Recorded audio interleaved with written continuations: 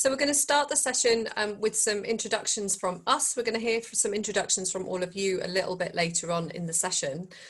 So my name's Kiz. I'm the Artistic Director and CEO of Mortal Fools. I lead our training development strand, as well as obviously heading up the company. And I will just allow my co-facilitators to introduce themselves, and then we'll press on with the introduction to the session. So I'm Rachel. I am a writer, director and dramaturg. I've worked with Mortal Fools for around 3 years now as a creative practitioner and working on a range of projects, including their youth theatre and also their adult communication programme as well. And hi, I'm Anna. I am a freelance theatre director and dramaturg and creative facilitator. And I've worked with Mortal Fools since 2017, predominantly on the adult communication courses, the strand of it, but also as a director as well. So I've directed a couple of Mortal Fools professional theatre shows that they've produced. Great, thanks everybody. So we're going to just go through an introduction to today's workshop. So the workshop's been commissioned by People Dancing and Artworks Alliance as part of Proof of the Pudding, which is a comprehensive development toolkit for participatory artists. If you've not yet seen the toolkit, we'll include a link to it in the notes. This workshop is also part of our Connect programme of training workshops. So they're designed to help participants form better connections with people in their different contexts. We use techniques from actor training and theatre practice, from business development theory and the social sciences to provide training that's participatory and effective. So this workshop today it's got the longest title I think we've ever given a workshop. So Identity and Purpose, Making a Credible and Compelling Business Case as an Independent Artist. So for independent artists, making a credible and compelling case to collaborators, funders, partners, and so on can be really difficult. Your artistic practice and skills can be difficult to define, and pursuing new work at the same time as delivering work can be really time-consuming and stressful. There's a real vulnerability in presenting yourself and your work to others. So in this workshop, we're also going to consider ways that we can build our confidence for effective self-promotion. It's human nature to retreat from the things that make us feel uncomfortable, but it's really important to remember that confidence is not the absence of fear. It's the ability to work through those feelings and not let them stop you. So all of our Connect training focuses on learning by doing. So during the session, we're going to encourage you to ask questions and make reflective comments. We'll ask you that you embody a spirit of support and generosity in the session. Remember that one of your insights could be the thing that makes a real difference to somebody else in the session. It might not be the things that come from us as facilitators. So please feel confident in speaking up and making comments when asked to. This session is designed to give you some methods to approach defining your practice and your approach to marketing yourself and talking about your work in a similar way to organisational business planning. The workshop will give you structures and prompts through which to do this work, but it's really important for us to say that you're unlikely to have all of the answers by the end of the session. So you're going to need to dedicate some time to doing that development work after the session for it to be fully effective. Feel free to take notes, but we will provide notes of everything that we cover. We'll give you the presentation slides, and we'll also give you links to other resources. So books, videos, articles, stuff like that, that we recommend to support your learning. And if there's anything that comes up through the session that is not covered in what we would be sharing, we'll look that up and include those links in the notes as well. So before we kick off with our first activity, can I have a little thumbs up to see if I've explained that all okay? Great, okay. Fab, thank you. So I will now hand over to Anna, who's going to take us through our first activity.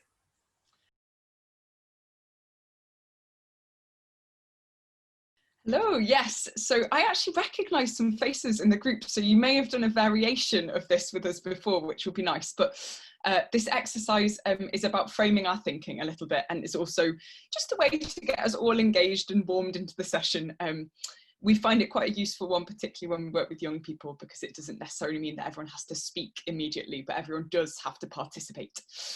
So firstly, for this exercise, which is called Anyone Who, if you might have played it before, if you've done one of our sessions, I just want you to locate where your microphone is, so where your camera is, I apologise. So if you just get your thumb and can just show to me that you know where your camera is, brilliant. So if you move your thumb and you hover it, you'll be able to find it and hopefully be able to cover it up completely, is something you'll need to do for this game. If you're having any difficulty with that, you could opt to raise your hand instead, either physically, or you could opt to do it via the little digital hand raise as well. So what I'm going to do is I'm going to ask everyone to cover themselves up, to cover their picture up, and I'm going to read a series of statements out. If you find yourself relating to the statement, you think you agree with the statement, it's something that you would go, yep, that's me. I want you to take away your thumb so we can see your picture again.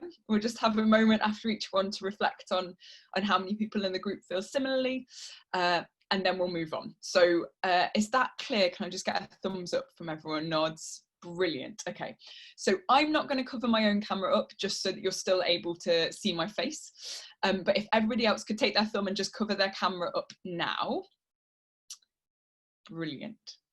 So, anyone who sometimes experiences self-doubt. Very nice. Okay, cover yourself back up. Thank you very much. Anyone who has found it difficult in the past to describe their creative practice to somebody else.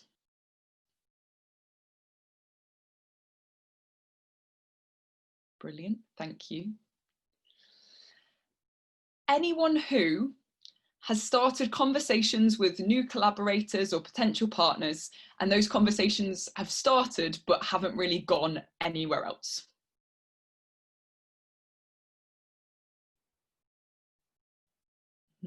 Okay, thank you.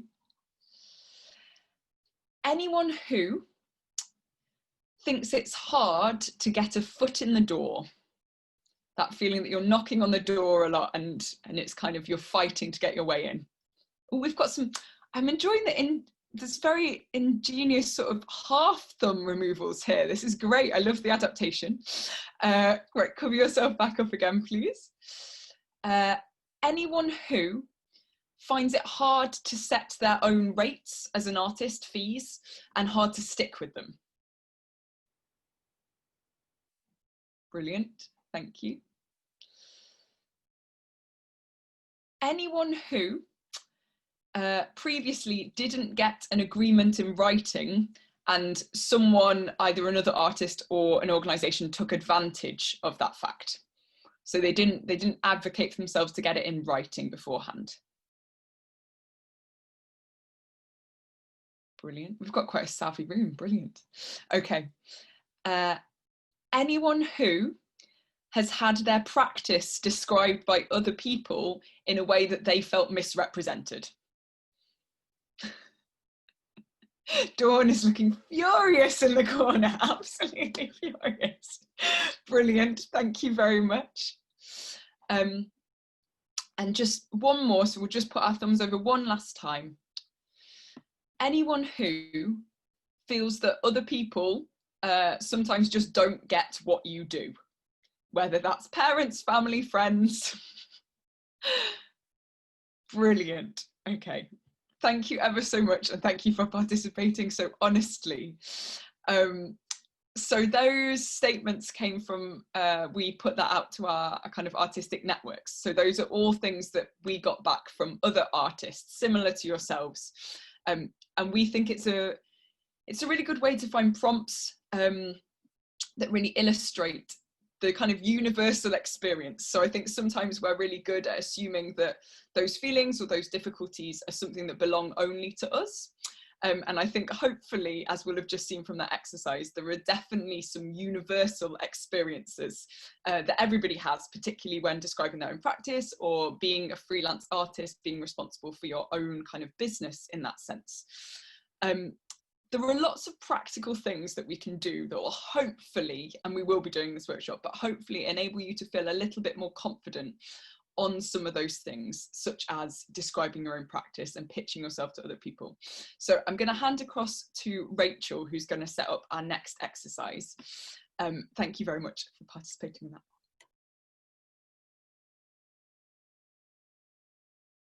Thanks, Anna.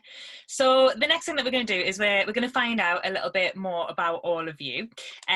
So it's going to be really useful for us, obviously, to know who we've got in the room with us today, and also for us all to consider and practice how we introduce ourselves to potential partners, commissioners, and collaborators.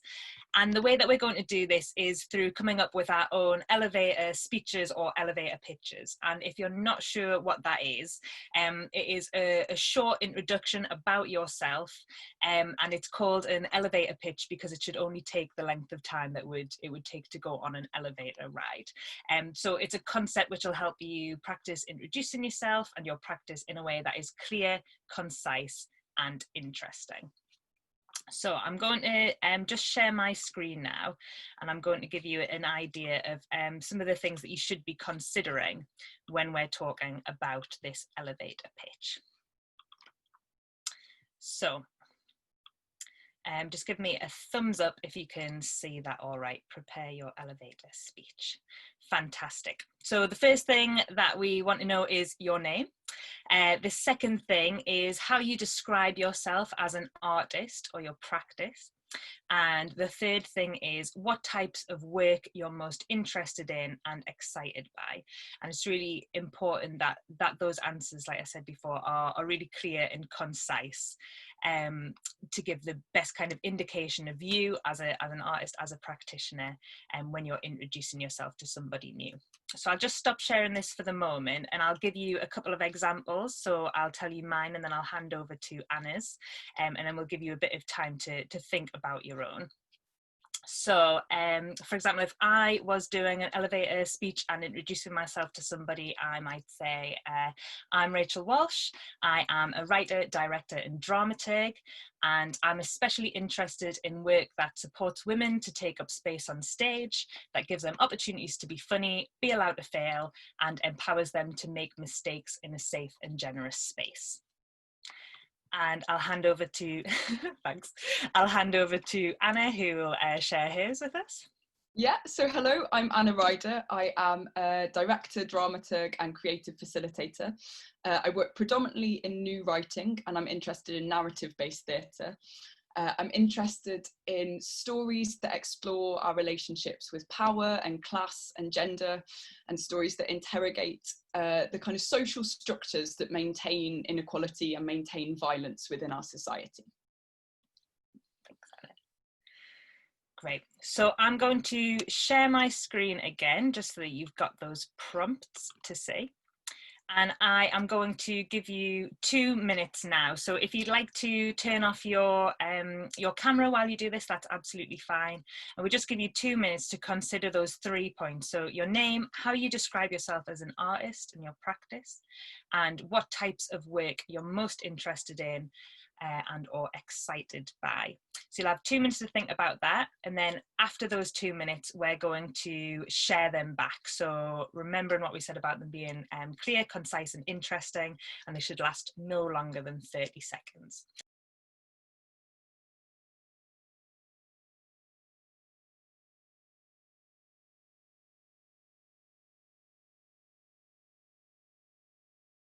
So what we're going to do is we're going to share these elevator speeches. And don't worry, we're aware that obviously we've kind of put you on the spot with this. So if you want to go away after and refine it, that's absolutely fine. But it would be lovely to hear what you've come up with so far.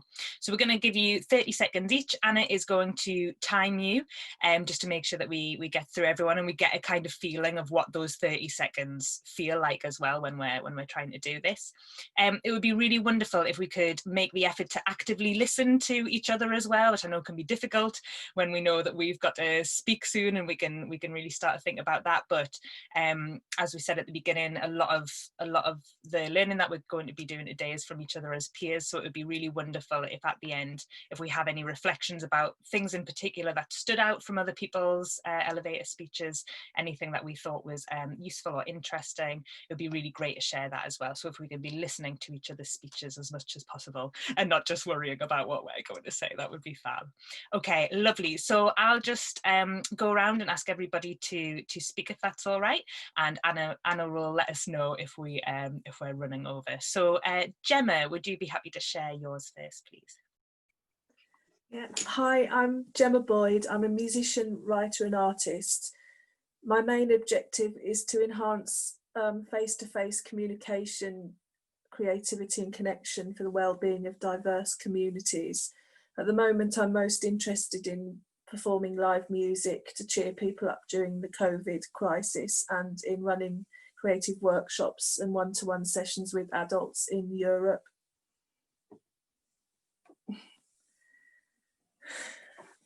Thank you. That was a solid 25 seconds, by the way, so well done. That's really impressive.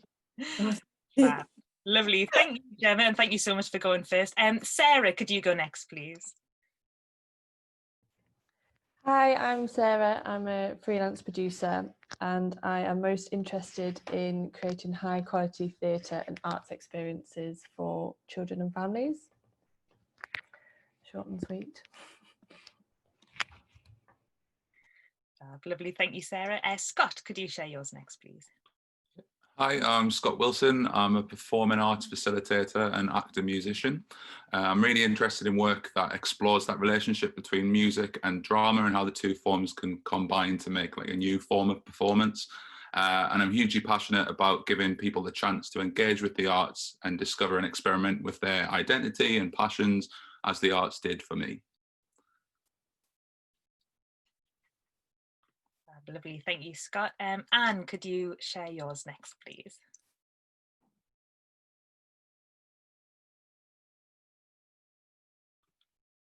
Oh, you're on mute. Sorry, I muted myself. I'm Anne Wise. I work in the heritage sector, using museum collections to inspire creativity in people. I particularly specialise in using fabric as a medium, but I also work with dance practitioners as well to explore heritage in different ways rather than just looking at an object. Lovely, great. Thank you very much, Anne. Dawn, are you happy to go next, please? Hi everybody, I'm Dawn Hartley. I'm a dance artist working in participatory settings. I've got a passion for connecting with people through movement, and I'm based in Scotland. I'm particularly interested in non-theatre spaces for performance, and especially outdoor productions with very lo-fi production values. I mean, the values are high, but they're lo-fi techniques. I'm continually challenged by my lack of poker face and by people describing me as a dance teacher. That is something that I do, but it's not all there is to it. Lovely, thank you, Dawn. Great. Heather, could you share yours next, please? Sure. I'm Heather Evans. I'm also up in Scotland. I'm a community musician. I'm especially interested in group music making and ensemble skills, and also creating and improvising as part of something that every musician does. Thank you very much. Rachel Griffiths, could you share yours next, please? Hi, I'm Rachel Griffiths, and I'm a participatory theatre practitioner, and I'm particularly interested in work which enables communities to bring about the change that they most want to see. Lovely, great, thank you very much. And Steph, if you could share yours next, please. Hi, I'm Steph Robson. I'm a creative practitioner and artist who focuses on visual audio writing and participatory practices to challenge the stereotypes and prejudice of dwarf people in arts, culture, media. And I also interested in empowering and enabling the dwarfism community to tell their stories. Lovely, thank you very much. And finally, Rachel Horton, if you could share yours with us, please. Hey everyone, I am Rachel Horton Hortz. I'm a professional creative champion and cultural adventurer of the North, otherwise known as the Culture Vulture, working on things like marketing, comms, project and event management across the creative and cultural and hospitality sector. I'm most passionate about work that really connects with people and empowers something, means something important to me and provokes social change, especially feminism, mental health, northernness, allyship, community and queerness. Ah, brilliant. Everyone give yourselves a massive round of applause. And I think everyone came in under 30 seconds, which is fantastic. They did. Brilliant. The nearest was 29, Rachel, so we've got some speedy people. Nice, very good. Lovely. Thank you so much for doing that and for being so generous when we've put you on the spot then. It's really wonderful to hear all about you and the sort of artist that you are and the work that you're interested in. Could we just take maybe just a minute now just to jot any thoughts into the chat box? And what I'll ask you to do is I'll ask you to note down your thoughts now, but not to send them yet. And after a minute, I'll ask you to hit return or hit send, and then we'll just spend a little bit of time looking through everybody's responses to that. So just to remind you, just anything that in particular stood out to you in anybody's elevator speeches, anything that you thought was interesting, just any kind of general observations at all. So if you just take a minute now just to think about that and pop it into the chat, you can type it directly in, and then after a minute I'll ask you to hit send and we'll just spend a moment reading through that.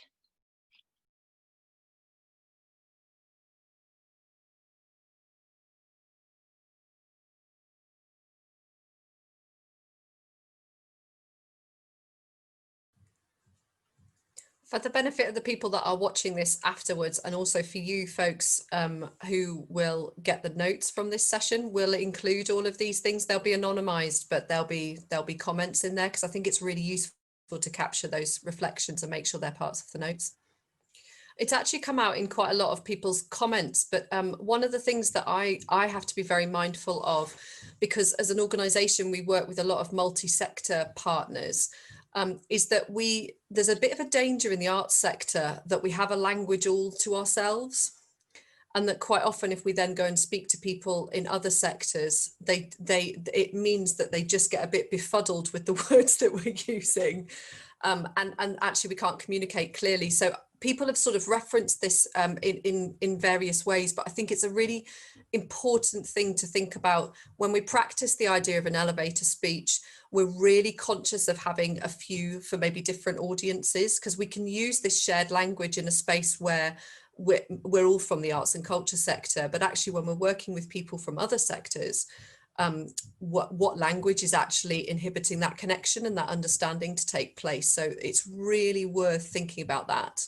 And the best way that I've found is, now we've got some partners that we've got really good relationships with, is that I can just do a bit of testing with them and say, if I describe it like this, do you have a clue what I'm talking about?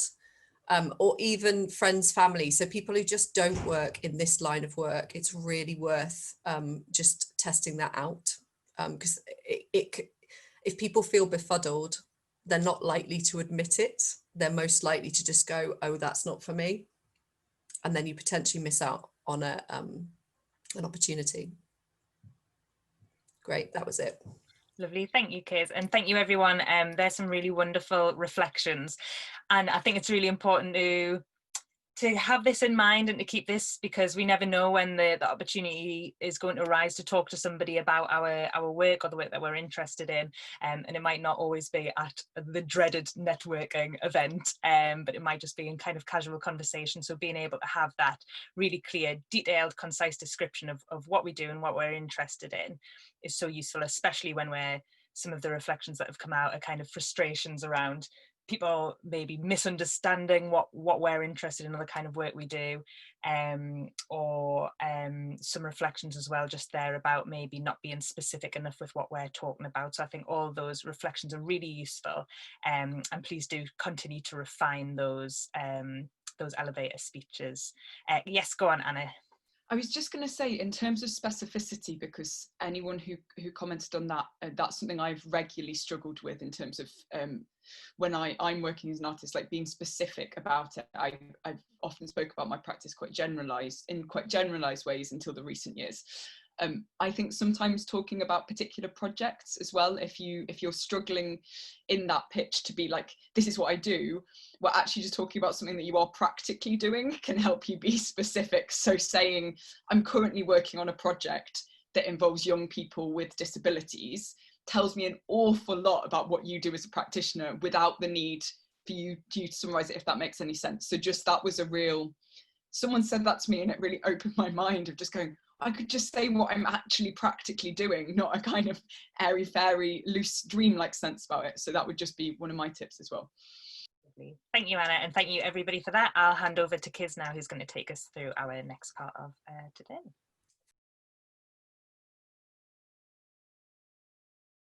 Fab. Thank you very much, Rachel.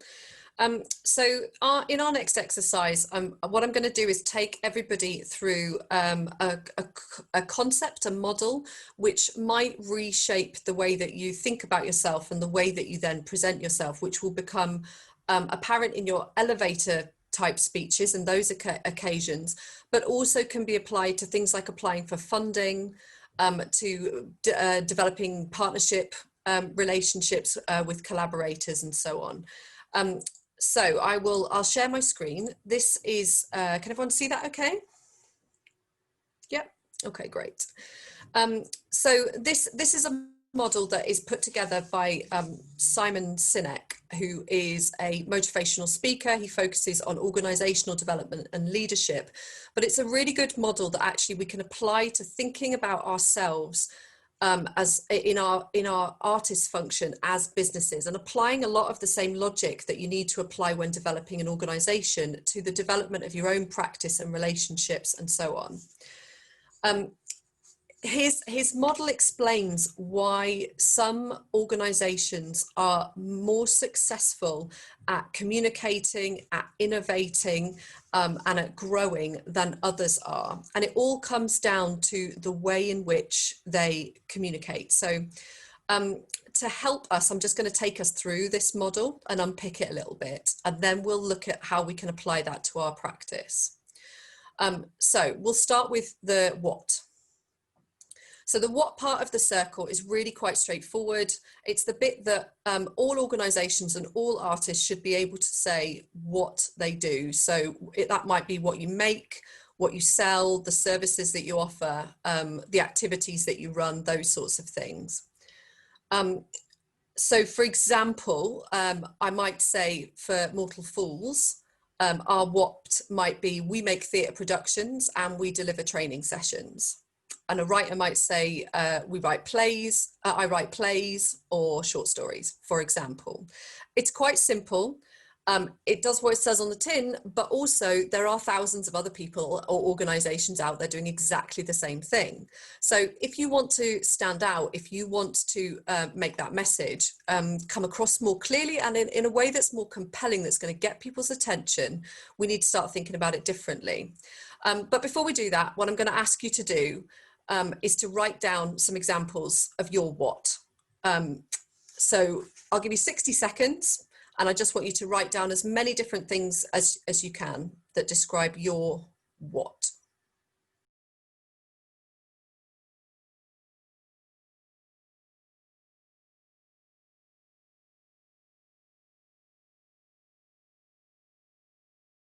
Okay, I'm going to stop you there. Just give me a wave if you're happy to just share a couple of examples of what's that you've written down about yourself or your practice. Scott? I've got participatory facilitator, actor, musician, composer, sound designer, and Newcastle based.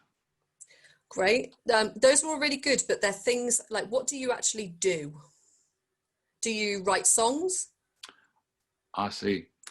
Yeah, like workshop facilitator, would that be more specific? Yeah, so facilitate workshops, yeah, run workshops, you could say that, great. Yeah, like write and compose music, like, yeah, right, I see what you mean. Great, yeah, really specific. Great. Sarah, did you give a wave as well? Here are a couple of your examples. I work with organisations to make and tour theatre shows, or I work with artists to create cultural experiences. Produce is really hard to describe what it is. Yeah. Because it's kind of a bit of everything. But yeah. I quite often describe it as like I use the language of project manager quite often when I'm talking with other sectors, especially because I think that's a language that people understand better. Great. Somebody else give me a wave. Anybody else got something that they're happy to share? Yeah, Rachel. I run workshops in schools and in different communities. I deliver training for businesses. I write evaluations. Fab. Okay, great. Thank you for sharing those, everybody. They're good examples, and I hope I've explained that okay in terms of the specificity of those actually. So it's really tangible that it's this that I'm doing now. The concept is that basically all organizations and artists can articulate what those things are. And like I said, the problem with that is that it's just not making the most compelling case, because so are a lot of other people. So then if we move on to the next layer of that, which is the how. So the how is more about your method. So how you work that makes you special. So sometimes we talk about this in terms of USP. So unique selling point. What is it that is starting to set you apart from others? Now, some organizations are good at doing this. Some artists are good at doing this. With Mortal Fools, I might say this. So we might say we make theatre through a co-creation process where children and young people collaborate with professional artists to produce original, relevant and socially engaged productions. We might say about our training, we deliver training that is participatory, responsive and experiential, using a unique combination of practice from the creative sector and theory, practice and research from the social sciences. But even with our own stuff there, I would highlight what we said in terms of the language. Thinking about the audience is so important to make sure that it's understandable.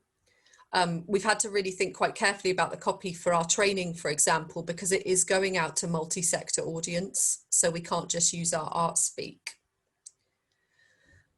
So I'm going to give you a couple of minutes now to think about your how. You might not be able to come up with it in a kind of really fully formed way, but can you think about phrases or sentences to describe your how? What is it that you would describe? How is it you would describe your work that sets you apart? So I'll give you about 2 minutes to do that, and then we'll see if we can hear some examples.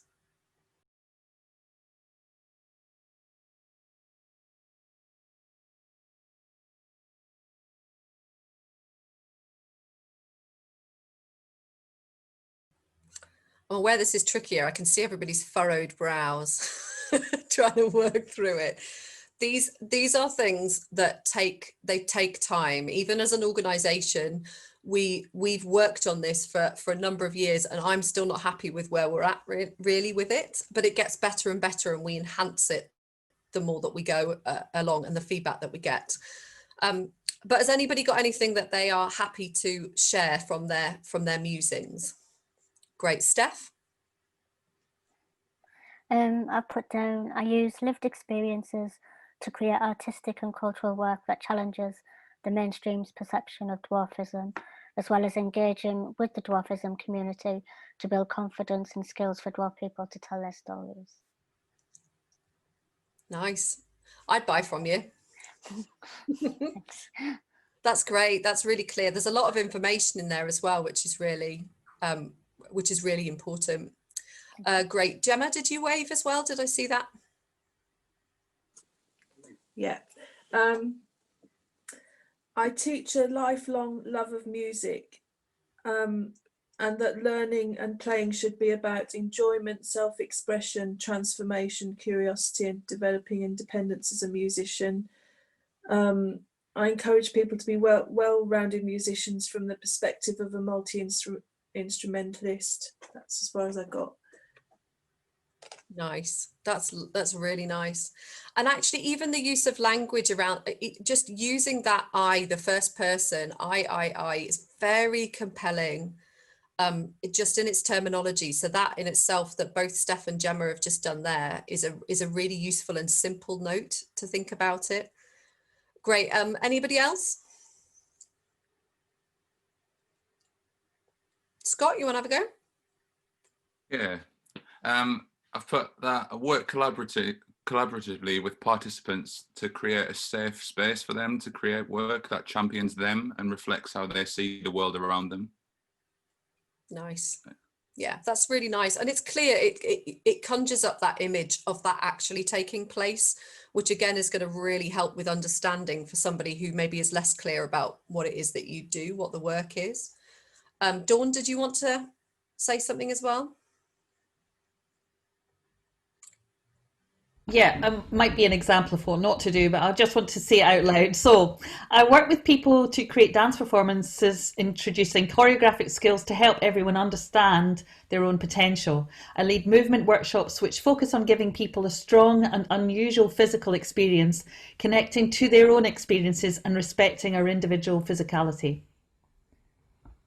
Nice. Thank you, you're very generous. Nice. I think actually, but even the note that you said about, I just want to practice saying this out loud, is so important. Is so important, because actually, if it just doesn't quite sit right in your own mouth, you're never going to feel confident delivering that to another person, particularly in a more high stakes situation. It's really, really important to put that time into practice. So great. Thank you for sharing those, everybody. That's really, really valuable. Okay, I'm going to move us on now to the final part of the circle, and that is the why. Oops, hang on, I'm jumping too far. So the why is the center of the circle. So this is your purpose, your cause, your belief. Now, in some of the explanations that people have just given through their how, you were starting to touch into the why territory already, which is great. The purpose of this is really articulating, why does this work matter? What does it change? And why is that important? So setting yourself into a position where you can clearly articulate what is the change that you want to make and why is that important to human beings? Why should anyone care? We have a phrase around our leadership table and on our board that is the so what factor. And actually, if we're planning something or we're talking about something and we do just go, so what? We have to be able to answer that question. And that's what the why is about. Now, very few organizations and then artists by nature are very good at communicating their why in a way that is simple, so therefore understandable and clearly articulated. I'll go into our why as an organization in a moment, to look at actually the whole thing in context and how the whole thing fits together.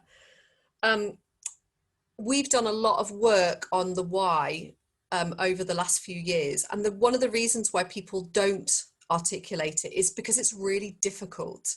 It's really difficult to take that kind of multitude of things you do and really distill it down to the essence of something that can be clearly described, which is why so many people sort of either try it and don't quite get there, or try it, get stuck and it's too difficult and too messy, so they retreat from it.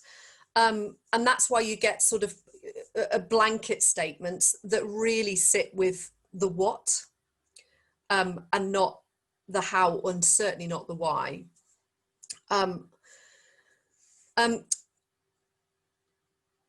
The problem with communicating from the what, as we've said, is that it doesn't set you apart.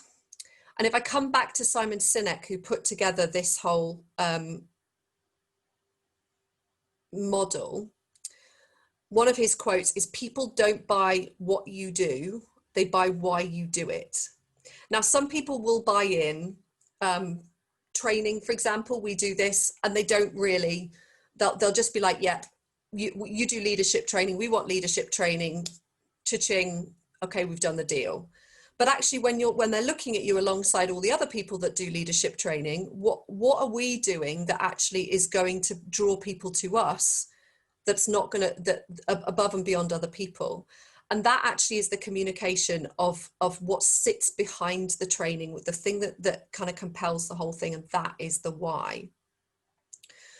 Now, for us as an organisation, what I thought might be useful here is for me to just take you through how that sits in a very practical example, and that is a funding application. So this is an extract. I'm going to give you 3 slides for why, how and what. This is an extract from a funding application that we successfully put into Garfield Weston Foundation earlier this year, which shows how we're actually utilising this structure of communicating in a way that was successful. I mean, we got this funding, and we then utilize that in other things. I will read through this because I think that helps. But actually, if you want to mute me and just read through it in your own time, that's absolutely fine. So, Mortal Fools exists to support people to build more positive interpersonal relationships. That is our why. Just that, in those words. We then go on to talk about why that's important a little bit later on, but that is our why. Using theatre and drama-based activities, which is touching into the how, and principally with children and young people. That's now touching into our what. So that's deliberately there in that statement, that it touches on all those things. And then in this section, we go on to explain the why a little bit more, give it more context. So positive relationships are a fundamental human need. Social science research shows that without them, our health suffers, our engagement decreases, our well-being falters, and we are often unable to fulfill our potential. A report published in 2017 by the London School of Economics found that the strongest factor predicting a happy adult life is not children's qualifications, but their emotional health. So then we're also backing that up with research by other really clever people that links into the work that we're doing very clearly. And then in this case, we talked about the current context a little bit. So the social restrictions in place because of the pandemic mean that we must find new ways to form and maintain relationships with one another, especially for our children and young people who are missing their friends and the usual structures in their lives. I'll make this available in the notes as well, so please don't feel like you have to kind of copy it down if there's anything useful there. So then we go on into the how and talk about that a little bit more. What makes us unique? How do we know that we're going to get the outcomes that we want? So positive interpersonal relationships are a fundamental need for mental well-being and fulfillment, linking back into the why. The arts provide a safe context through which to build our understanding of ourselves and others, and to develop relational skills and confidence. So that's a little bit about the how, but it's still not very unique to us. We use our practice of co-creating theatre to support children and young people to develop positive relational skills like empathy, team working, problem solving and resilience, recording additional increases in confidence, self-esteem and self-knowledge. That's starting to tip into our what, because actually that's starting to tip into the outcomes territory, which is also part of the what. And we collaborate with like-minded partners to bring about small changes which can have long-term and wide-reaching positive impact on individuals and groups. That's really critical to our work. We don't do one session and someone's life is transformed, and it's really important that we're very clear about that. You'll all know that because you work in this sector, but for people who don't, it's really helpful to articulate that sometimes. And then if we go on into the what, we can say numbers. Here's the number of people that we worked with. Young people, here's the number of sessions, here's the number of performances. But actually, you have to have the context that sits before that to understand actually why those numbers matter, why they're important. And then often backed up by figures that show those outcomes, which is the example there. 80% of children said they'd learned something new about emotional health from the programme in 2019-20. And that's a quote from, that's a summary of the feedback that we got from a programme called Melva, which is using theatre as an intervention to support children's mental health education and self-management. And there's an example case study that's included in this toolkit of that program. So there's a nice sort of synergy there. So what I'm going to suggest we do now is take a 10-minute working break. And so by all means, get yourself a drink, go to the loo, have a stretch, whatever you need to do, a few star jumps. But during that break, I'm going to invite you to consider your why. Now, like I said, some people in their statements and even in their elevator speeches before were touching on those already. But I want you to then think a bit more about what makes you pursue specific opportunities. What is it that attracts you to working with somebody else? Needing to pay the bills is obviously an important practical factor.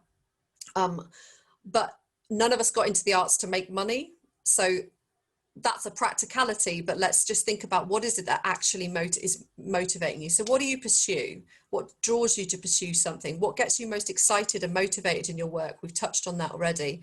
And then critically, what changes are you trying to make through your work? Again, some people have touched on this. For us as an organisation, we've really focused in on wanting to improve mental health and mental well-being. So that's where we have to sort of find evidence. So what's the global picture? What's the local picture with the groups that we might be working with? And what's the evidence that the work that we're doing has those outcomes?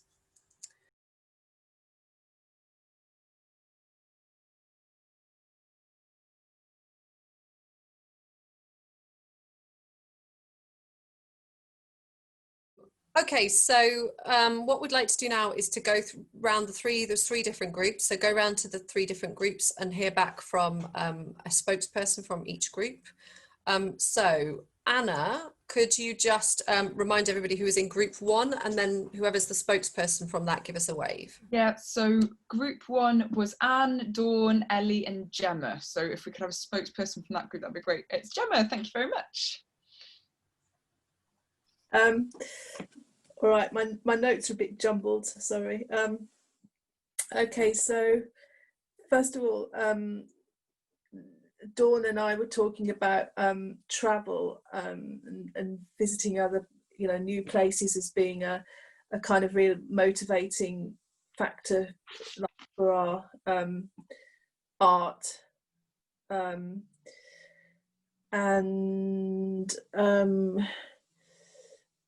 So I can't remember the lady's name that was talking about the history, I'm sorry. But we've got a lady that tries to find the fun in history rather than making it all academic and stuff. And in order to do that, I think it's really interesting how she kind of uses like aesthetic objects from history, visceral objects from the past, and accesses history in that way. And for me, it's like a really specific way of accessing history, and it kind of brings in emotion to it. Like, so for example, you've got something really, a beautiful bowl or what have you from a certain age.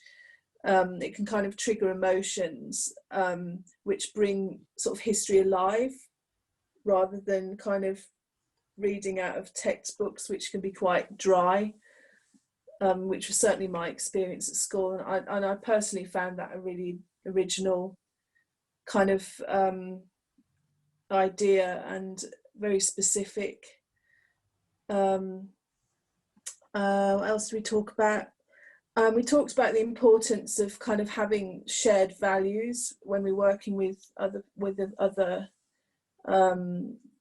collaborators. I think kind of makes things a lot easier when that happens. And one thing that I found, I think when you work out why you do something, when you take the time to work out why you do your creative practice, etc., it makes decisions a lot easier to make, sort of creative decisions a lot easier to make, because you can always refer back to why you're doing something and use that kind of as a benchmark. We do that. sorry to jump over you, Gemma, but we do that as a whole organisation, and that's the huge benefit of having done that work. It just gives you that little thing through which to just test everything. Yeah, definitely. I did this at the beginning of the year, and it took me about 6 months, and I'm still kind of on that journey as to finding out why I do what I do. And the other thing Dawn was talking about, she does dance with people, and she gave an example of encouraging people to reach for what they really want when they move, and kind of the difference in sort of saying, oh, just reach for that, for example, orange over there, and then getting somebody to reach for what they want in kind of a dance context, and how the energy is different, and I thought that was kind of another really specific way of getting across to somebody, describing to somebody that you want to collaborate with or get funding from, demonstrating how she works as a practitioner. Mm-hmm. If that makes sense. Yeah, it does. It does. That's all really useful in terms of some of the summary. I think what I'd like to do is push back to the group and ask the question, why? But why? So what you were saying was about Anne's work about kind of bringing those objects to life and making that emotional connection with it. Totally into that, totally support that. But my question is, why? Like, why is that important? What changes as a result of doing that way? This is not putting Gemma on the spot, by the way. Gemma's a spokesperson for the group. And yeah, go ahead. I think for me, what came out of it, the why for what, the way I interpreted it, the why was to bring art history alive more, rather than, you know, when you've got something visceral to hold, it can kind of bring up emotions, and when you're emotionally engaged with something, it's kind of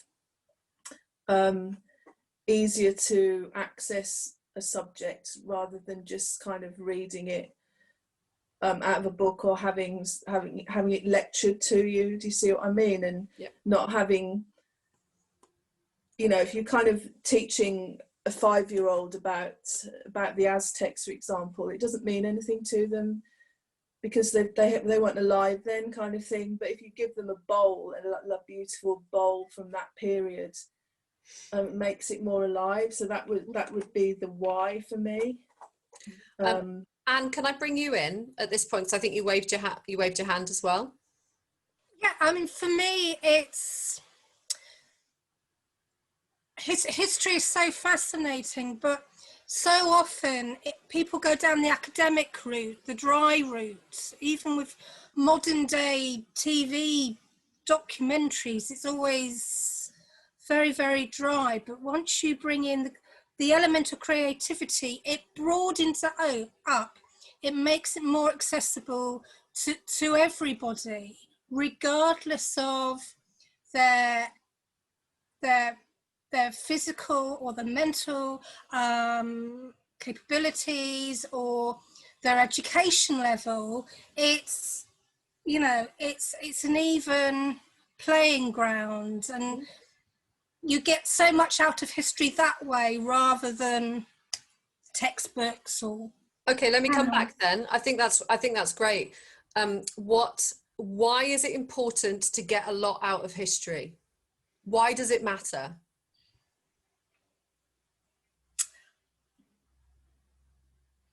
It's to be inspired by the past, but learn from the past. Not necessarily to learn from people's mistakes. It's really to understand how we've got here from looking at the past. And that, you see what I'm doing, like, you've just got to really push, you've got to push into it. Now, that is a reason that you go, yes. And it's okay if some people go, I still don't care, because it's not connecting with their values. But what that does, articulating it in that way, it broadens the people who are going to go, yes, I get it. Because some people you might have at the kind of touch, like, you know, touching the bowl, touching the object kind of thing. Oh yes, I think it's really important that objects of history are actually in people's hands and it's a more visceral experience. But actually you broaden the people that are going to have that yes moment, the better you can articulate that. Anna, I think you were just going to say something. I was just going to say, I suppose I find values and personal values and things that motivate us so important, to remind ourselves that not everyone, we don't always remember that they're unique to us. So I sometimes go, my answer to often that is like, well, obviously history is important, like, because obviously this. And you go, well, actually, if you can learn that not everybody's brain works in the way that you do, and actually reminding people of things is inspiring. I think often if something is our core values and something that we deeply believe, we forget to say it sometimes because we just assume it's known. Rachel, you've got your hand up there.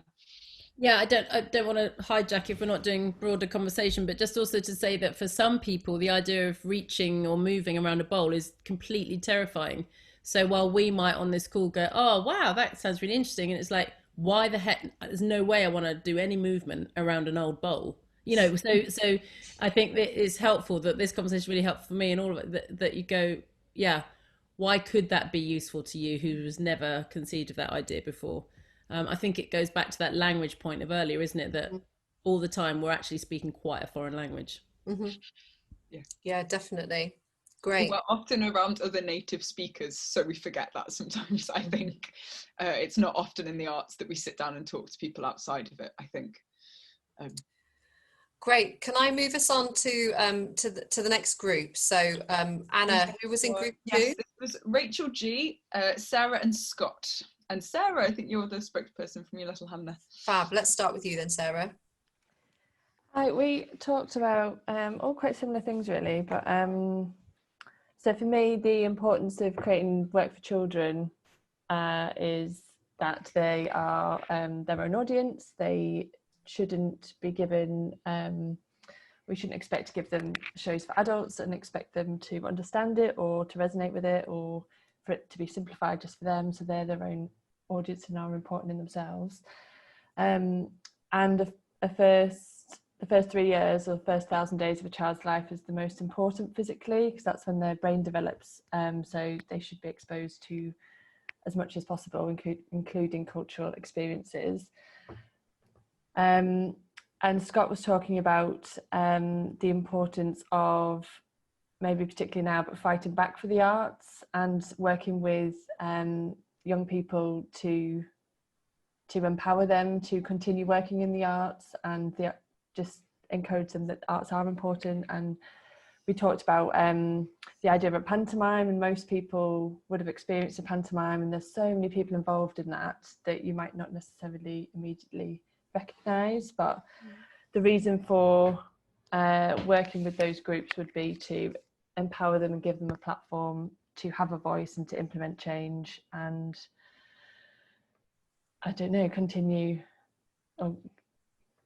the arts, like keep them alive. And then Rachel was speaking about using theatre as a tool to work with different civic groups, so and give a platform to people so they can have a voice. And quite often, if they want to make change, there are ways they can make change through using theatre processes. So it was all, I think we had quite a practical discussion on the why, and using theatre and arts as a tool to do that. Yeah, and I think it's to do what that I think is really, really important, because actually the theatre and drama, and actually we make a much more compelling argument, particularly in a kind of multi-sector context, if we can say that the theatre and drama, or whatever art form it is that we're working with, is the methodology, is the MO. But then you've got to be able to articulate to what outcome, and why is that outcome important. So even just what we had from what was explained about Dawn and the dance thing that actually you can explore actually aspirations, raising aspirations through the movement by going, okay, well, it feels like this if I just reach for an orange that's there, but actually if I'm reaching for something I really want, what is the experience in the body, and starting to make that body mind connection and link that to aspirations for anybody. Similarly with the children's theatre, I'd be saying it feels like there's still a little bit more there. So you kind of touched on it, Sarah. I think in the first 1,000 days of a child's life is the most formative in terms of their brain development, and so therefore it's imperative that they are exposed to these things, and that's why we focus on this particular age group, for example. But then there's other things where you could talk about other kind of areas of child development, or whatever that is, and why that's critical. So where we've talked about Melva, for example, it's that kind of early adolescent window that we work with. So the 7 to 11-year-olds, and a child goes through a huge transformation between the ages of 7 and 11.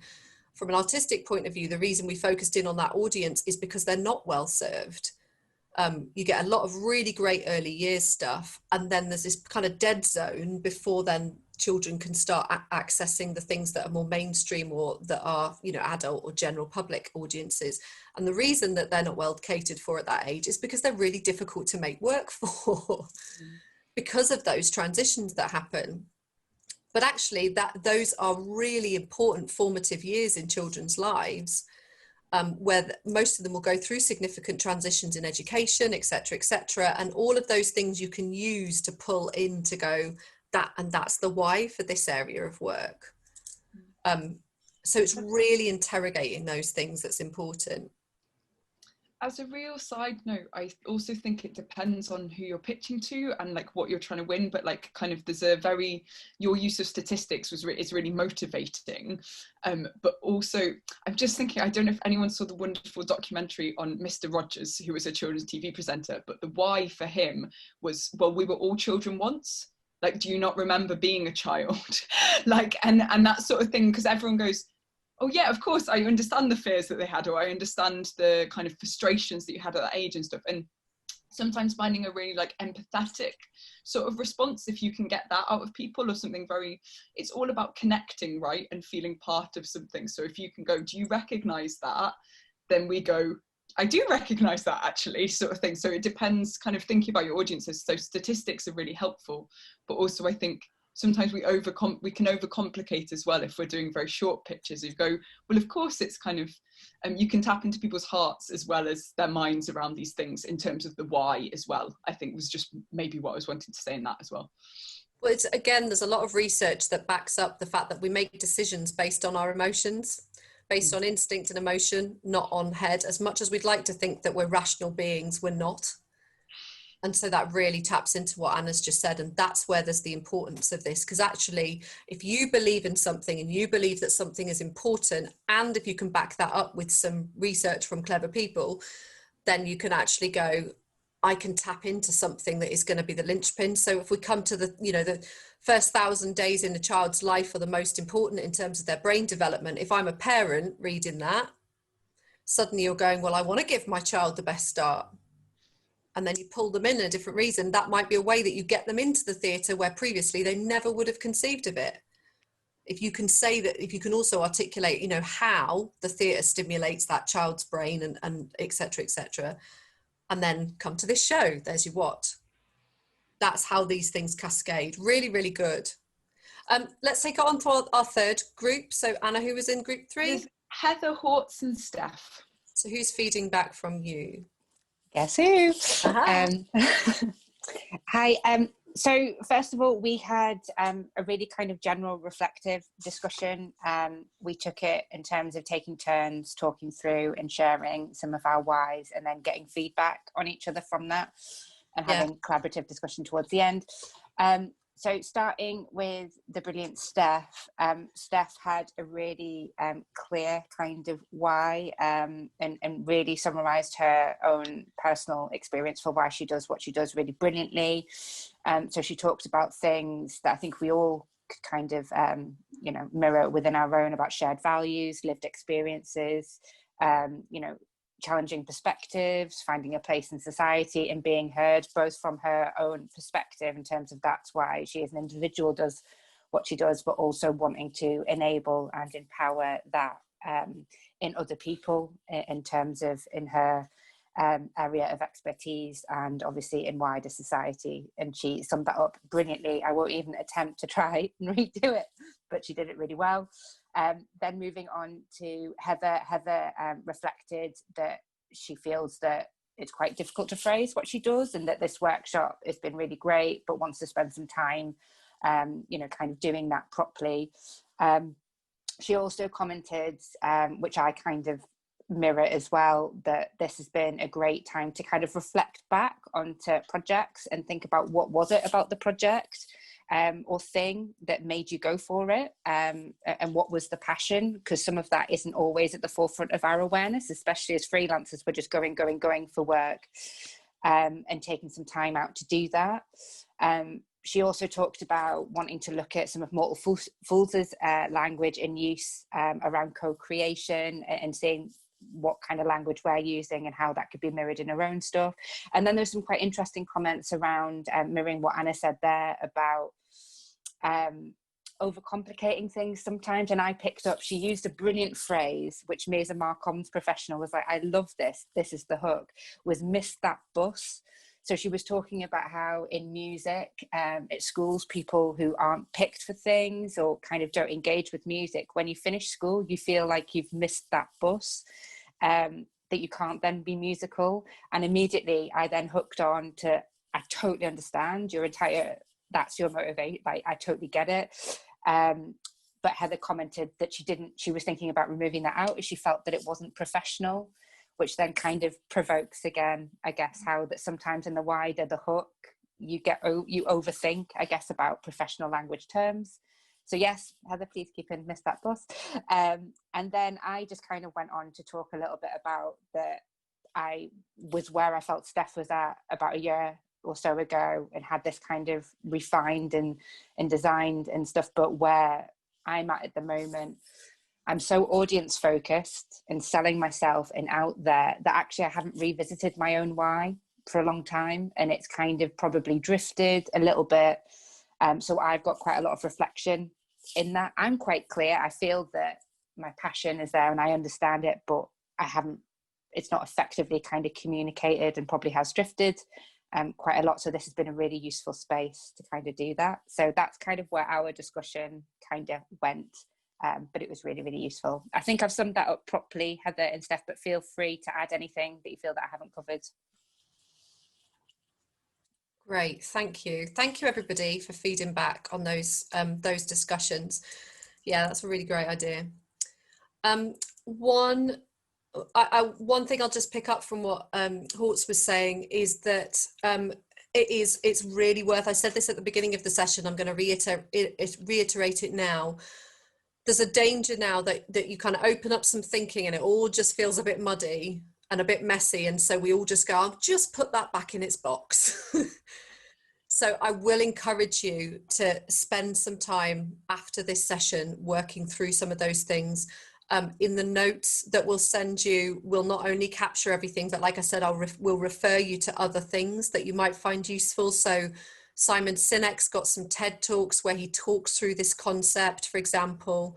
We'll refer a lot of other bits and pieces in there as well that just will help unpick the thinking and then allow you to put it back together again in a way that you can then work with. But like I said, also, I am by no means happy with where we're at in our descriptions of stuff. I'm the happiest I've been, which I think means we're on the right track. But we need to keep addressing this, and we will learn things that give us a better form of words or a clearer form of words or whatever that is. And that's okay. It should be an evolving process, but taking some time to go, right, I'm really going to interrogate this now. What is important to me and how am I communicating that will really help, and also will give you an edge. And that's what's really important in a world that is difficult right now and competitive. It helps. So I'm going to take us on to the final exercise that we're going to do today, which Rachel's going to lead us through. So if I hand over to Rachel.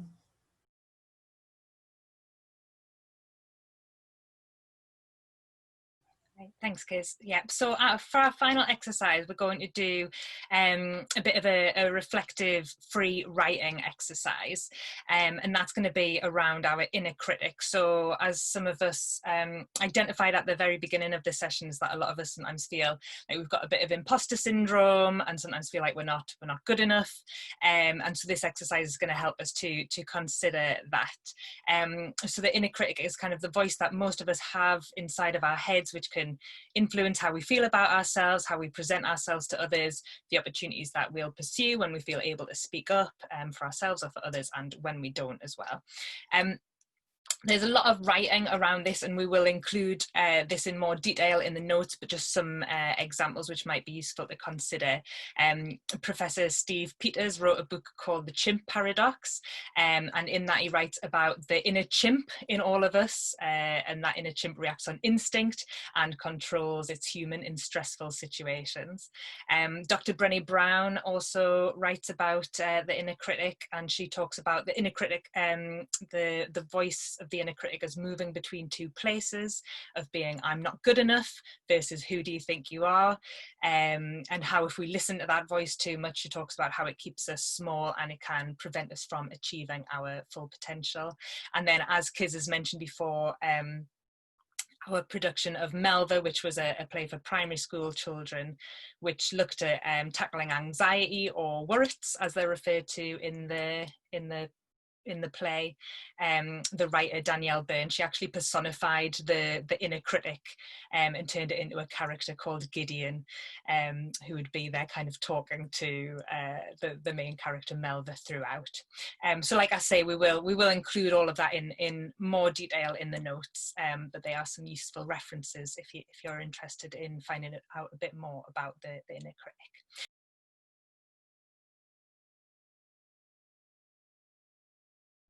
So what I'm going to ask us to do is just spend 3 minutes, and we're going to explore the inner critic through a free writing exercise in those 3 minutes. So this is going to be your sentence starter, which is going to start off our free writing. So if you could copy this down, and feel free, you can write it in a notepad, or if you'd prefer to type on your computer, however you want to do it. And this starter sentence is going to be, the things my inner critic called, and then you can put the name of your inner critic, says to keep me small are. I think it's worth noting that you won't have to share any of this. This piece of writing is just for you. So sharing those things can actually be cutting to some quite deep places. So this is just an exercise for you. So please feel free to engage in it fully, but with the confidence that you don't have to share that back. Absolutely. So once you've got that noted down, we're going to spend 3 minutes with free writing. It's really important that you just write down kind of whatever comes into your head without any sort of judgment.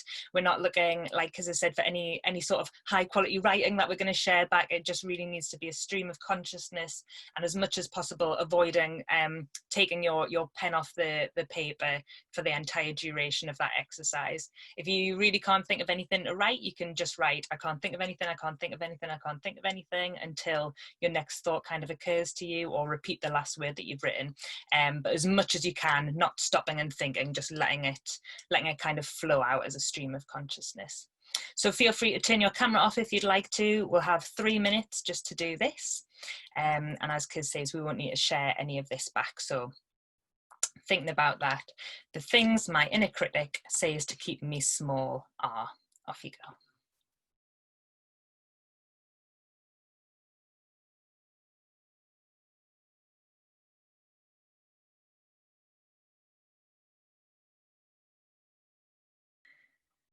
Lovely. Thank you very much for doing that.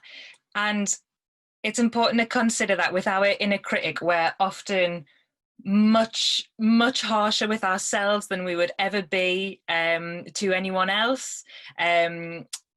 You know, the sort of things that we say to ourselves or about ourselves, we'd never say to other people. So what I'd like us to do just for this final part of the exercise is just have a look through and maybe pull out a particular phrase or thing that you've written. And I'd just like you to imagine that you heard a friend or an acquaintance of yours saying that to themselves or about themselves, and just quickly either note down or think about what your response would be to that. So if you heard somebody talking about themselves or to themselves in the way that your inner critic talks to you, what would your response be? What would your advice be? What would you say to that? And let's just take 1 minute just to consider that, note it down or think about that.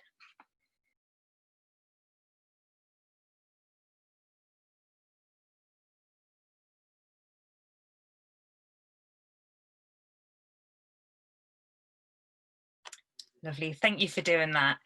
I think it can be really shocking sometimes to actually consciously be aware of the sort of things that we say to ourselves or that our inner critic says to us. So I appreciate you all doing that and taking the time to do that. And I think that doing this sort of exercise, and please do, if you find it useful, continue to do this exercise and consider this exercise, because I think spending time with getting acquainted with our inner voice or our inner critic can really help us to consciously notice the things that it says to us, and preparing our arguments and our defense in the way that we would with a friend who is saying those things. It can really help to significantly alter our inner critic's power over us.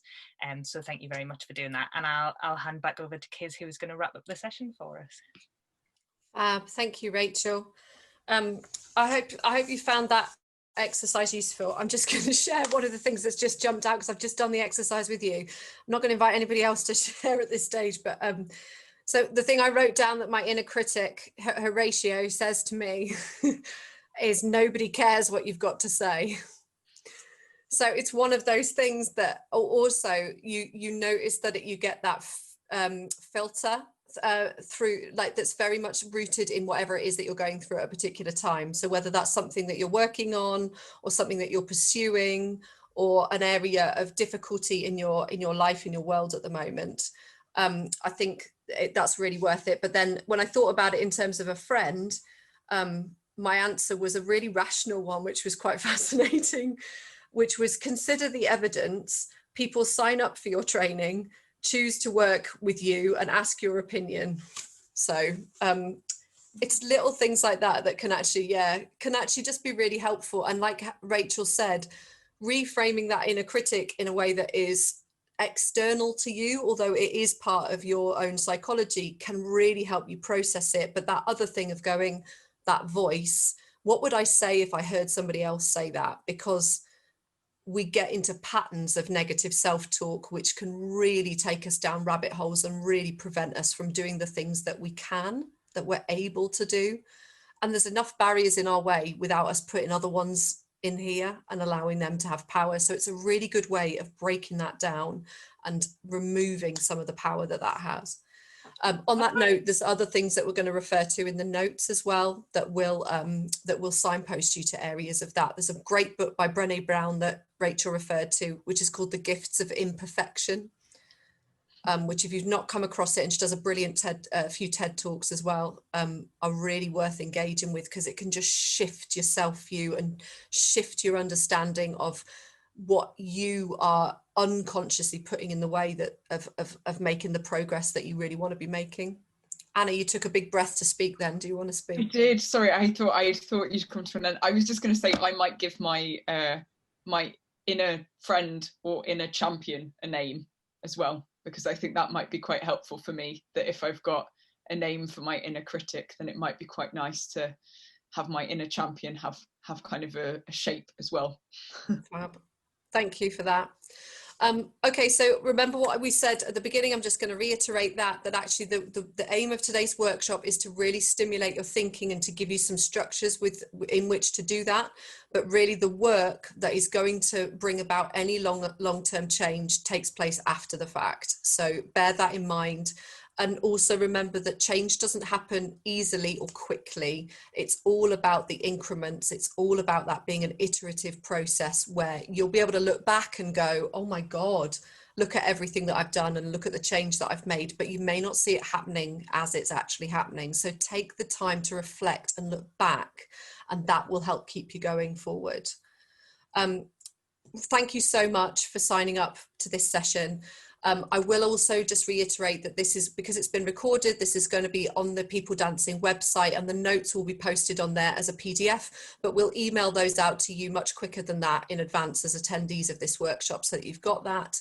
And the other thing that we'll include in that is I'll have put my email address in there. You've got that already because I sent an email around to everybody. But if you have questions that you want to ask about outside of this session, it's absolutely fine to drop me an email and do that. So please do feel free to do that.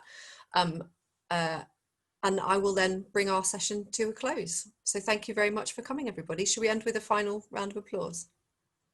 Nice. Have a fabulous rest of your day.